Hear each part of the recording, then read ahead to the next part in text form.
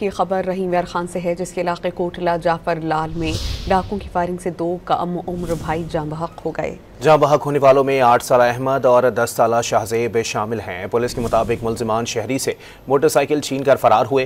ताक़ुब करने पर मुलजिमान ने शहरियों पर फायरिंग कर दी। फायरिंग की जद में आकर दोनों बच्चे जान से गए। रहीम यार खान से है, जिसके इलाके कोटला जाफर लाल में डाकुओं की फायरिंग से 2 कम उम्र भाई जाँ बहक हो गए। जाँ बहक होने वालों में 8 साल अहमद और 10 साल शाहजेब शामिल हैं। पुलिस के मुताबिक मुलजिमान शहरी से मोटरसाइकिल छीन कर फरार हुए।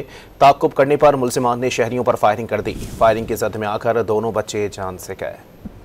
रहीम यार खान से है, जिसके इलाके कोटला जाफर लाल में डाकुओं की फायरिंग से 2 कम उम्र भाई जाँ बहक हो गए। जाँ बहक होने वालों में 8 साल अहमद और 10 साल शाहजेब शामिल हैं। पुलिस के मुताबिक मुलजिमान शहरी से मोटरसाइकिल छीन कर फरार हुए।